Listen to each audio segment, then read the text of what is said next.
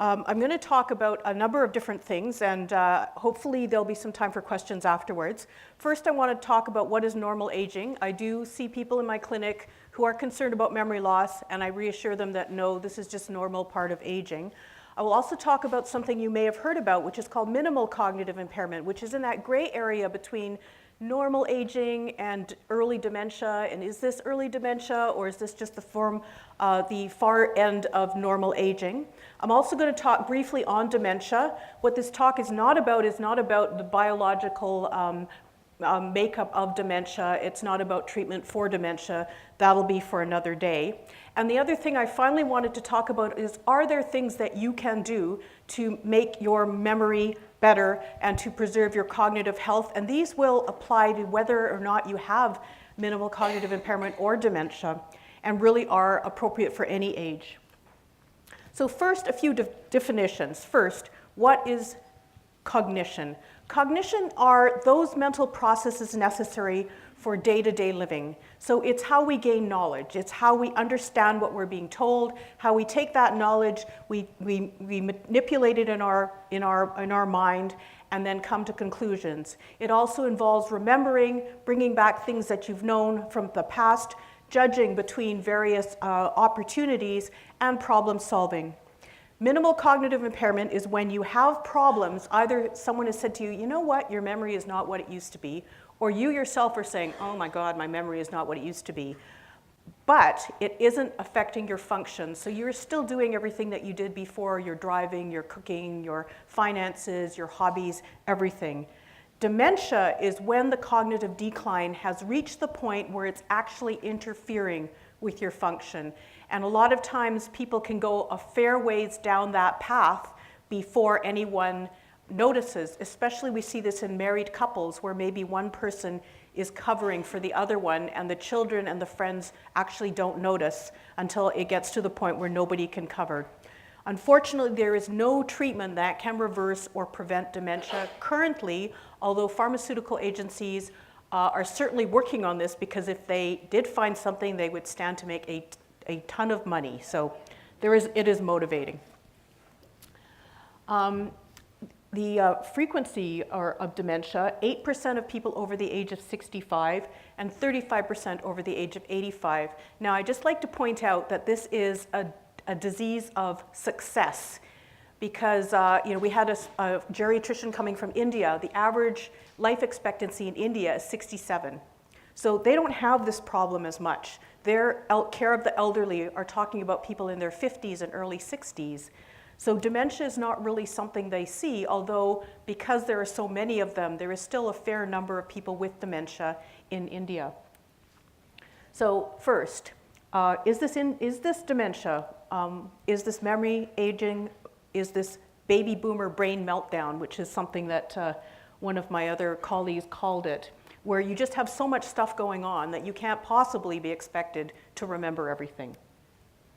So as you are sitting there, as I am speaking, we are all losing neurons. The minute you are born, your neurons start to drop off. And that's not necessarily a bad thing. The other thing to know is that we used to think that once your brain cells were lost, that they didn't make any new brain cells. You actually are making new brain cells. Not as much as you're losing, but you are making new brain cells. You're also remodeling. So like remodeling your house, there are things that your body is throwing out and building anew, and your brain cells are making new connections all the time. We do know that there are some things that cause an excess of brain cell loss, and those would be things like people that have diabetes, people that have hypertension, things that damage your blood vessels to your heart will also damage your blood vessels to your brain. Head trauma, this is why avoidance of mixed martial arts and boxing are so important. People should wear helmets if they're skiing or bike riding, because significant head trauma can also lead to dementia, even in people that seem to have recovered from the initial trauma. People have had hypoxic episodes, and people that subject their brain to excess alcohol. So what are the implications of all these brain cell losses? It's really difficult to study for a number of reasons. One is there's subject selection bias. So a lot of studies that depend on volunteers, they get volunteers from the community, And only people that really have, a spare time, they may have a higher socioeconomic bracket, they have the time to participate in these studies. Other studies are physician-based or clinic-based, and they have patients that are too sick. They are selected because they're being referred to the memory clinic because their physicians say there's something wrong here, and they're beyond my ability to cope with. Socioeconomic differences, you have to look at the people that are being studied, and you also have to look at population differences. So people that were born in the 1900s, the 1910s, the 1920s, are going to age very differently from people that are born in the 1960s because their life experiences are different, their exposure to various toxins are different, their exposure to better nutrition, medical care are going to be different.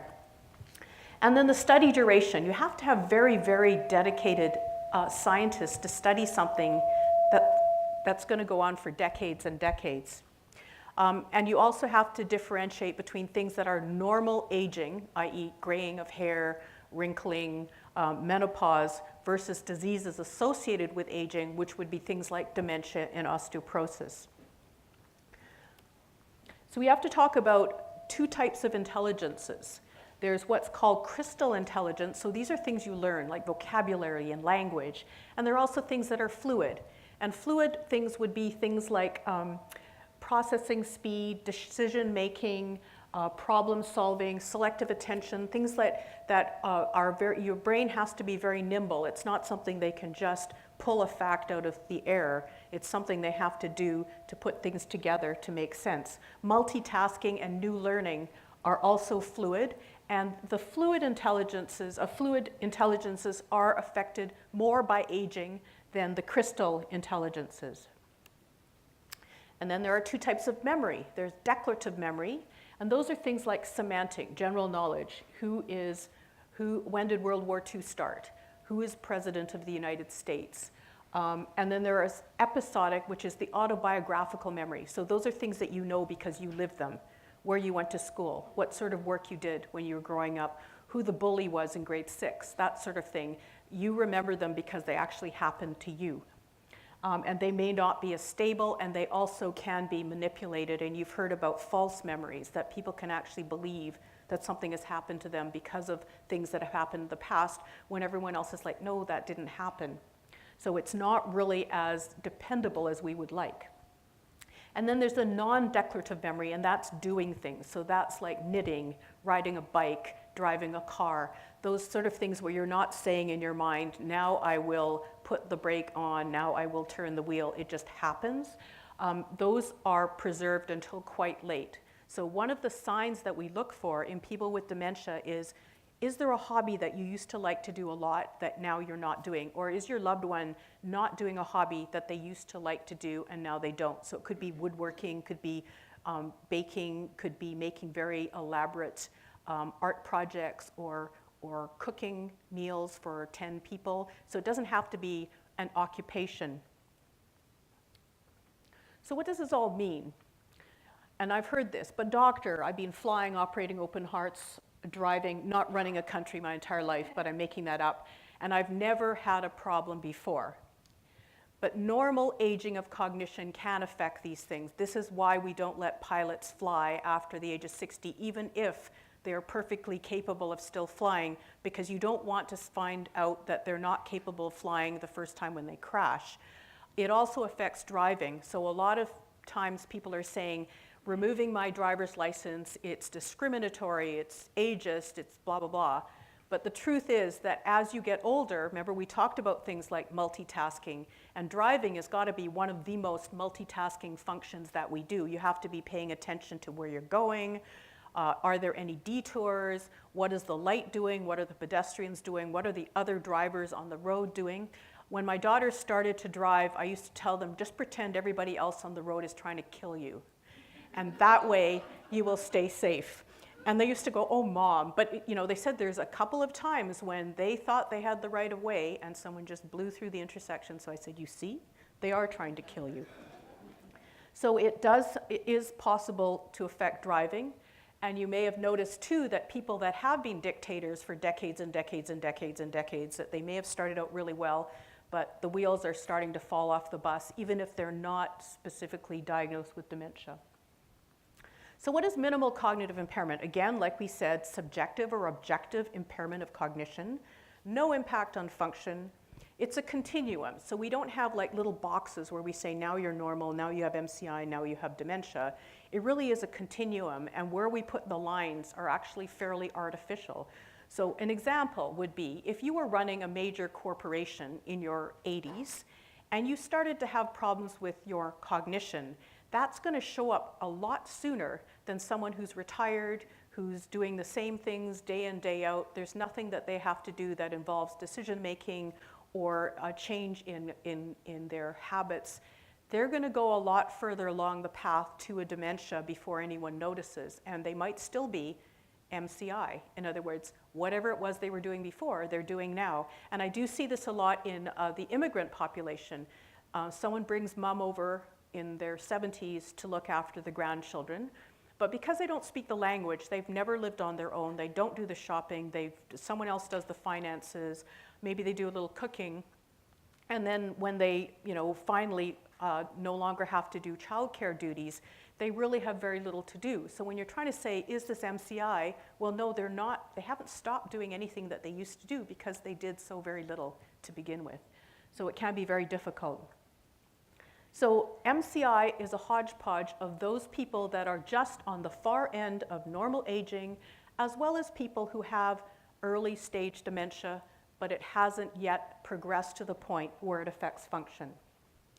So MCI does not always progress to dementia. So when your doctor says you or your loved one has MCI, you have to recognize that not everyone who has MCI will progress to dementia. I have people I've been following for over 10 years, and their mental status testing goes up and it goes down, goes up and it goes down, and it's been pretty much the same for 10 years. They're still driving to the office, they're still complaining bitterly about their memory, but nothing is changing. It also will depend on, your risks will depend on what your other risk factors are. So if you had a massive head trauma from an MVA when you were younger, if you were, a significant problem with alcohol intake, if you have, family members that have dementia, you may be more at risk. So the actual transformation of MCI to dementia, the percentage is quite mixed. So we usually say 10 to 15% per year, but that makes it look like by the end of 10 years, everybody will have dementia, and that's not true. Studies that have followed people over time show that about 30% by 10 years, which means, glass half full, glass half empty, 70% have not transformed in 10 years. So it's very important to think that, there are things that you have to make sure you have in order just in case you are in that 30% that are going to have a dementia. But on the other hand, they're not bad things to do even if you're not going to be demented. So making sure that you have your will in order, making sure that you have either representation agreement or power of attorney, you've made your wishes known for end-of-life care. All of these things are good things to do anyways, but people with MCI, I would say, you should do it because if you are in that percentage that goes on to dementia, there may be a point where you're not able to do that anymore. So you want to make sure that that's happened before you reach that point. So I always say it's like an insurance policy. You buy fire insurance not because you think your house is going to burn to the ground, but because if it does and you don't have fire insurance, you would feel devastated. Again, I'm not going to talk specifically about dementia, but Alzheimer's is the most common form of dementia. There's people with vascular dementias, and those are where the little teeny tiny itty bitty blood vessels in your brain have clogged off, and it becomes like a computer with viruses on it. You have one or two, doesn't make a difference. If you have a lot, or you have a very, very specific virus, it can knock the whole thing off its feet. And then there are other ones which we won't get into right now. So diagnosis of dementia, when someone comes to me with a problem, main complaint of memory loss, I want to look for other illnesses. What other problems do they have? What medications are they on? Because a lot of times medications are a significant cause of cognitive problems in older folk. I want to know about their function. And this is why it's so important to have collateral, because if you have someone that has memory problems and I ask them, do you have any problems with your function? And they say, no, I don't. And then I phone the daughter and say, you know, what's with your parent? And they say, oh, you know, she can't do this, that, the other thing. So it's really important for me to be able to talk to someone, either a friend or at least someone who knows them well. And the daughter from California may not be the best source because maybe they don't know the mother. They phone them once a week and the mom says everything is fine and there's no problems. It's maybe the next door neighbor that comes over every day for coffee is a better source. I look on physical examination for neurologic problems, and then you do a mental status test. So I look at memory, I look at judgment, I look at their ability to do visual spatial things, a whole bunch of other things. Blood tests to look for illnesses, so things like problems with their thyroid, kidneys, liver, B12, like a vitamin deficiency. Some of those things can cause memory problems. Sometimes we do a scan of your brain to look and see if there are strokes. And then other things, maybe an electroencephalogram if we think maybe you're having small seizures and that's what's causing the confusion. So these are things that it could be besides dementia that your doctor would look for. You know, again, excess alcohol, medications, and sleep apnea, in fact, can also impair your cognition, and then structural problems with the brain. So I've had people where I've said, good news, you don't have a dementia, you're drinking too much, and you need to cut back. And they're mad at me. They would rather have a dementia than do something about it. So then we look at safety issues. So are you cooking? Are there being pots being burned? Is there rotten food around? Are the medications being taken properly? Because it becomes a vicious circle. You have memory problems, so you don't take your medications properly, and you don't take your medications properly, and it's making you more confused. So we need to look at that. Finances, financial abuse of elderly people with cognitive impairment is a real problem. Wandering, are they getting up in the middle of the night and saying, oh, gee, I think I'll go for a walk and not dress, or even going out during the day but not dressing properly and getting lost? Is there paranoia that people are out to get me? My daughter is putting, poisons in my food, so I'm not going to eat. And gun use, not so much here, but in the States and in the rural areas, people do a lot of hunting, or they have guns for self-protection. And are they cognitively, able to manage a gun safely, especially if there is paranoia involved as well. And then counseling regarding the next steps. And one of the things I like about geriatrics is we are a team. I'm a team with the people in the health units, I'm a team with the people in the hospital, and I'm a team with the patient's caregivers. So we have to say what is doable and are you suffering from burnout? And a lot of times what is a red flag to me is when the caregiver says, I am not burned out.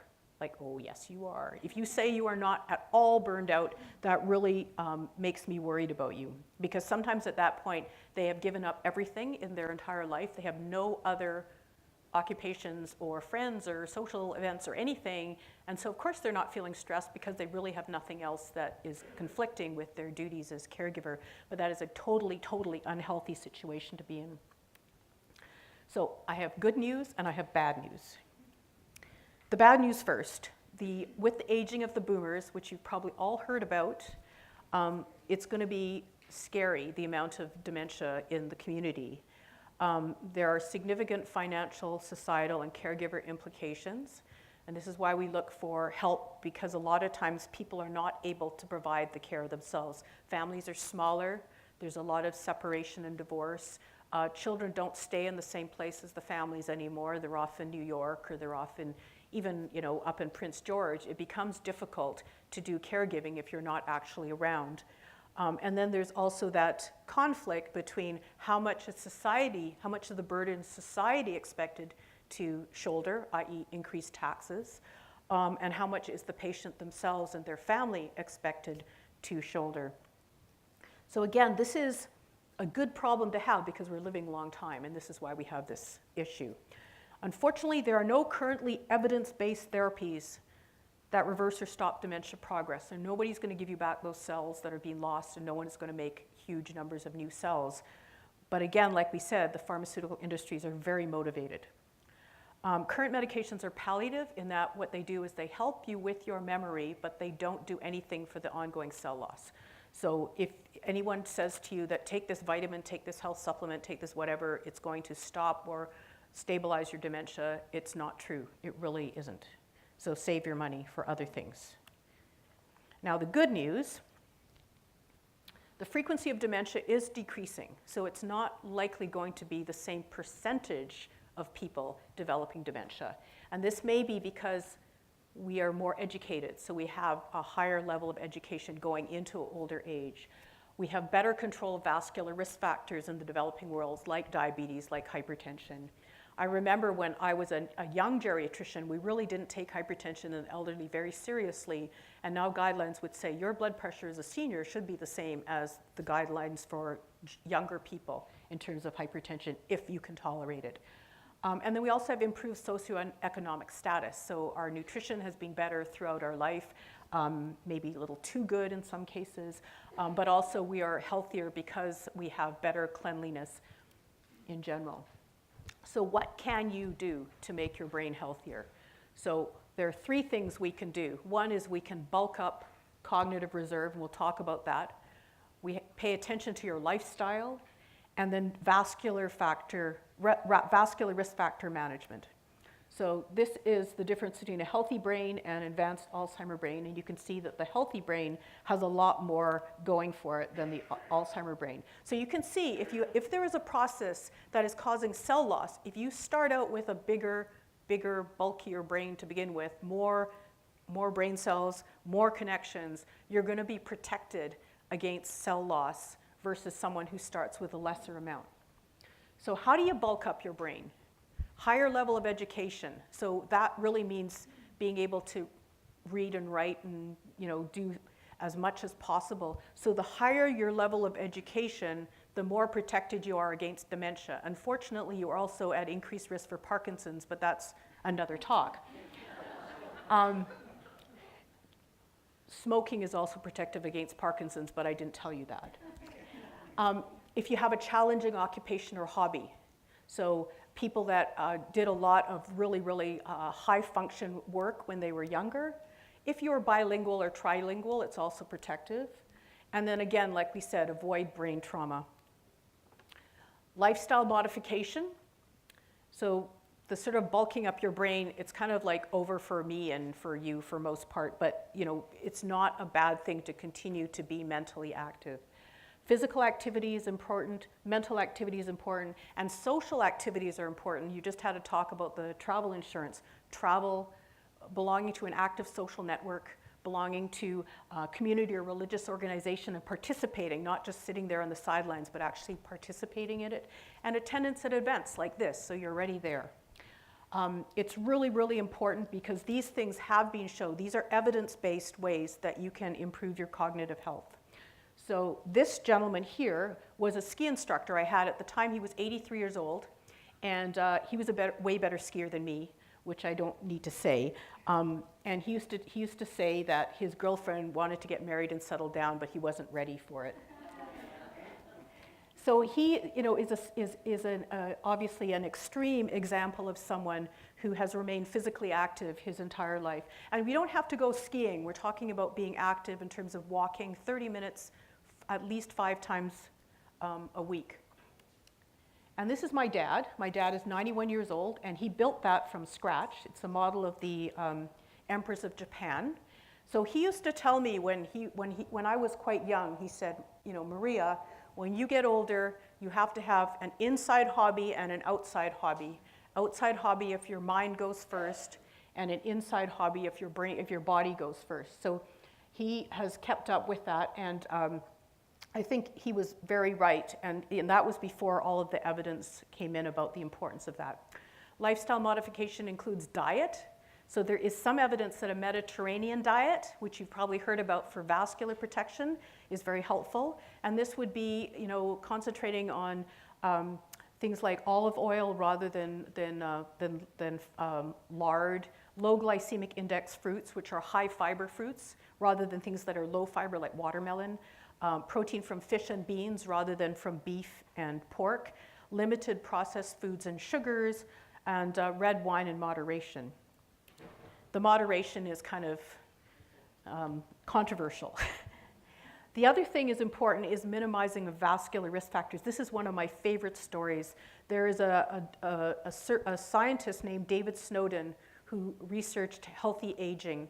And he, along with a group of teaching nuns in New England, participated in a study where they would get their cognition tested every 3 to 4 months for the rest of their life. And then when they died, they would donate their brains to science. And they found that there were people that had all the findings of Alzheimer's disease in their brain on pathology, but they were cognitively completely intact until almost the moment they died. And so they're like, what is with these women that is different? And the difference is that they had no vascular factor changes because they lived very healthy lives, very simple lives.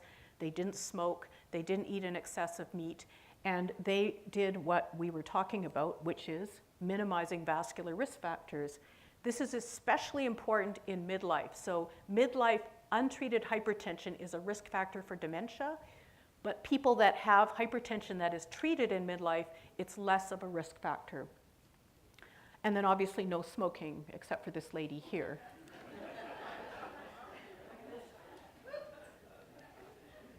So the other thing is important is to avoid drugs with CNS side effects. Manage and diagnose mood disorders, because again, there is some association that people that are diagnosed with a mood disorder, like a depression, for the first time in old age, may be risk for dementia. And it may be that it's an early sign of the dementia, but we don't know. And then obviously, do not drink in excess. Sorry, yes? Oh, sorry, brain. Cerebral CNS means the brain.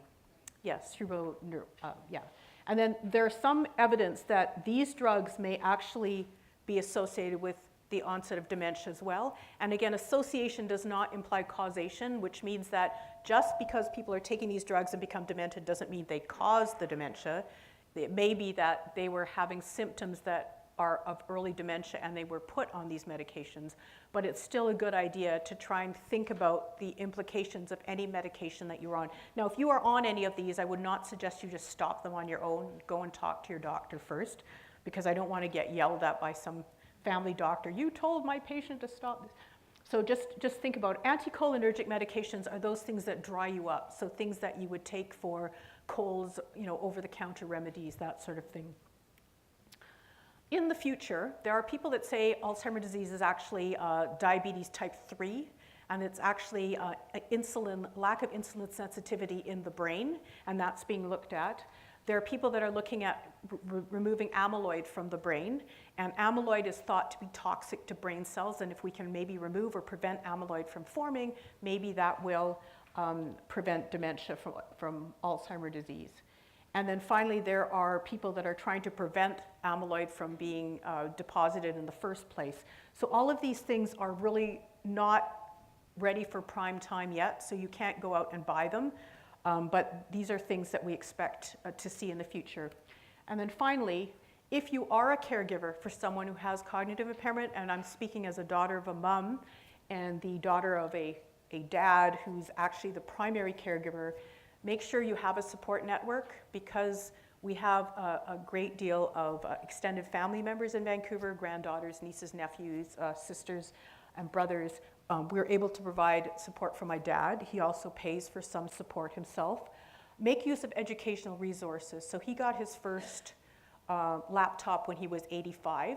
So he does a lot of Googling, and not everything that you Google is correct, but if you look at reputable sources like the Alzheimer's Society, even if the dementia is not Alzheimer's, they can give you some information as to where to get help, where to seek help. Make sure to preserve time for yourself. Whatever is good for you is good for your loved one, because if you become sick or, God forbid, die, what's going to happen to your loved one? So you have to make time for yourself. And make sure that you are also keeping up with your own health as well. Know your limits. Do not be a hero. Everybody has their limits, and some people's limits are different from other people's limits, and it doesn't mean they're better than you or you're better than them. You just have to know yourself. And like I said, plan ahead. You can kind of get some information from your physician, from these other sources, but you know your loved one better than anyone else, and you know what may be needed in the future. And one of those things is recognizing that dementia is a terminal condition eventually. Not to say that you don't have years and years of quality life left. And that's the last slide. Are there any questions at all? Scott? You said that dementia is decreasing. Over what time frame? Okay.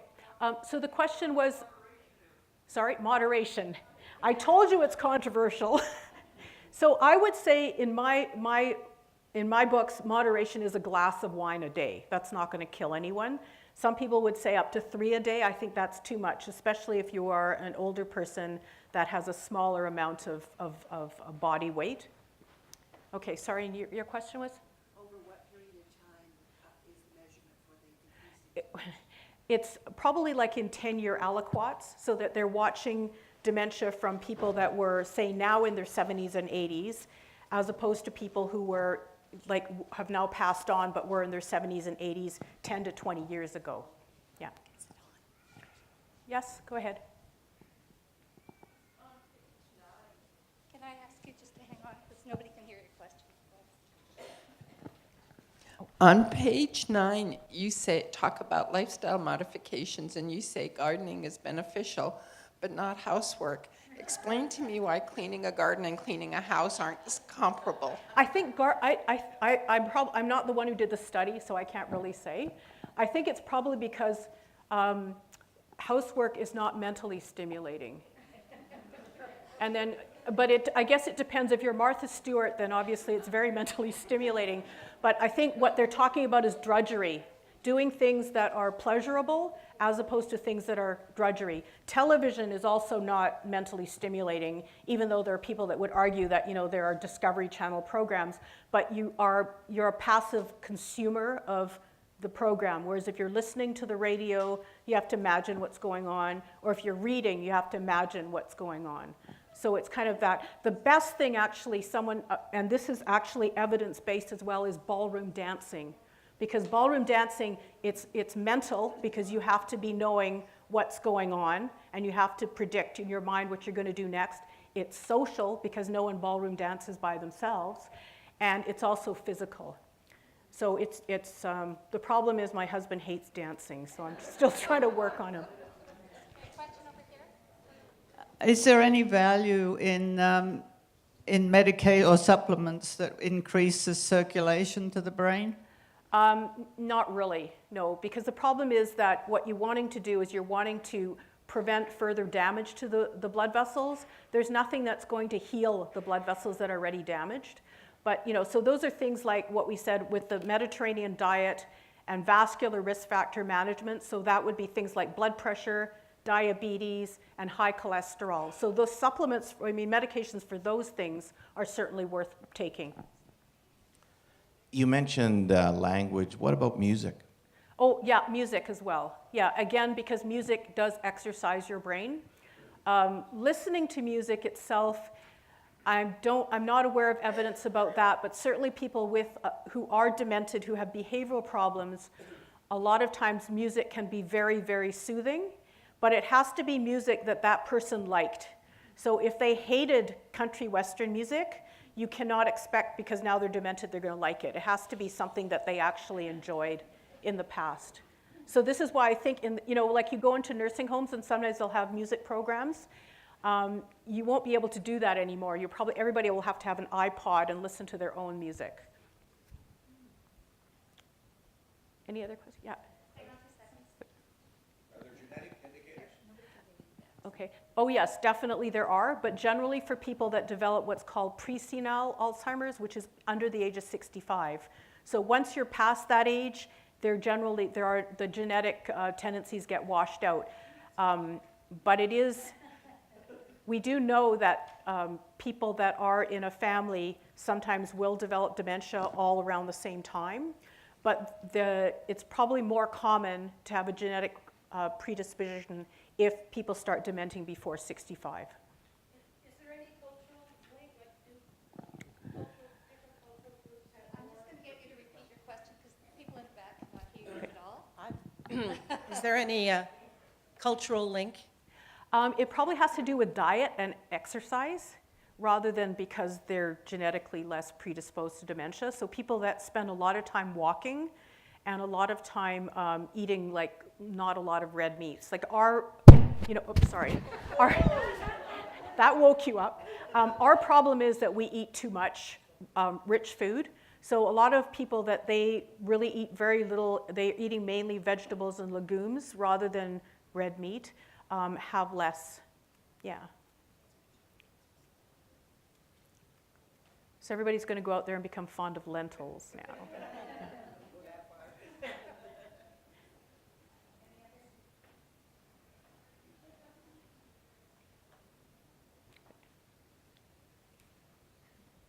I forget the question. No. Actually, I have a question. Talked about things like perhaps music, maybe, I don't know if you're talking about reading, Yeah. things where you're using your brain. When do you start to worry about these things? If I'm still working at age 85, which I might be, do I worry about it after 85, or do I start those sorts of hobbies now, where I learn to play piano maybe, and I learn to to read? I think I'm a big believer in lifelong learning. So I think that it's a good idea, even if you do have a job, to have something to do, because, one of the things that we hope for is a post-retirement life, even if post-retirement life still includes working, but maybe not working as much. You want to have something else that you enjoy that fills the rest of the time, because you don't want to be in a situation where the reason you're working, because there are a lot of people like, Jimmy Pattison, who work because he loves to work. There are other people who work because they have nothing else to do, and that's not a good reason to keep working. The other question I had was, it's related to the first one, but I've been told if you start playing piano and keep at it, which I'm trying to do personally, then you're developing a different side of your brain. So if you had a stroke later on, Yes. that's going to be a helpful Yeah, fact. yeah.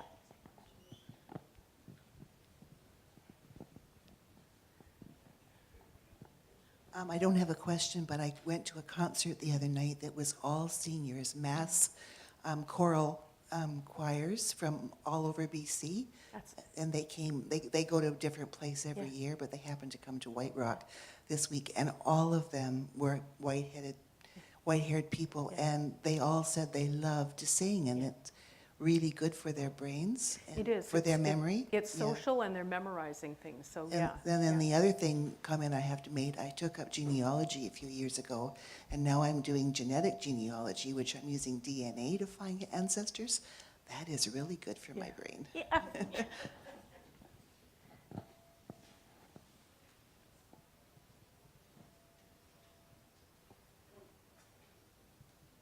Thank you very much.